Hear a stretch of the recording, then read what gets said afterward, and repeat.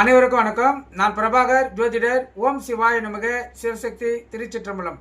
இன்று பிறந்த நாள் காணும் அனைவருக்கும் வாழ்த்துக்கள். இறைவனுடைய அருள் பரிபூர்ணமாக உங்களுக்கு கிடைக்கட்டும்.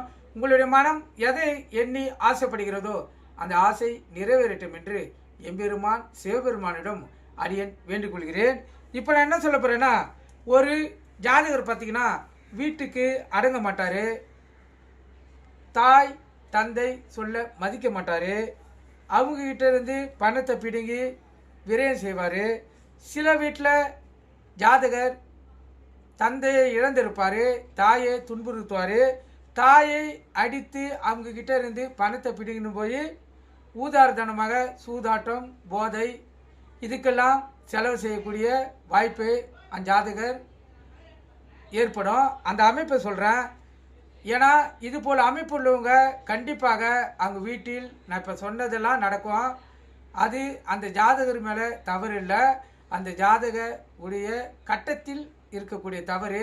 அதனால் அது தெரிஞ்சு வச்சுங்க. அது தெரிஞ்சு வச்சிங்கன்னா உங்கள் மனநிலையில் என்ன தோன்றுதோ அதை மாற்றத்தை ஏற்படுத்தி அந்த ஜாதகரை திருத்த பார்க்கலாம். கருத்து கொண்டு பயன்பெறுங்க.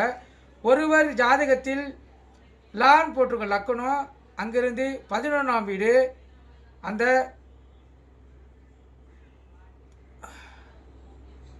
11ஆம் வீடு பலம் பெற்று அங்கு சுக்கிரன் சம்மதம் ஏற்பட்டால் அவருக்கு நண்பர்கள் பலர் இருப்பார்கள். அவர்கள் மூலமாக அந்த ஜாதகருக்கு பல கெட்ட பழக்கங்கள் வர்றதுக்கு அதிக வாய்ப்பு ஏற்படும். அதே போல் அந்த ஜாதகர் அந்த நண்பர்கிட்ட உதவி கேட்டாலும் அந்த நண்பர்கள் செய்வாங்க. கருத்தில் கொள்ளுங்க.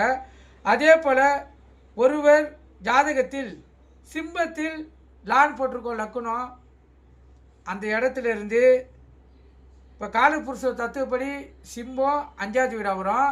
அந்த சிம்பத்தில் செவ்வாவோடு சேர்ந்து ராகு இருந்தால் அந்த ஜாதகர் எப்போதும் ஏழ்மையாகவே வாழக்கூடிய வாய்ப்பை பெறுவார். தந்தை சொத்தை நாசம் செய்யக்கூடிய அமைப்புடைய ஜாதகம் இது. கருத்தில் கொள்ளுங்க. இந்த ஜாதக அமைப்பு இருக்கிறவங்க எப்படி அனுசரித்து அவங்களை நல்ல வழிக்கு கொண்டு வரலாம் சொல்லி சிந்தித்து செயல்படுங்க. கருத்து கொண்டு பயன்படுங்க. நன்றி, வணக்கம். வாழ்க வளமுடன்.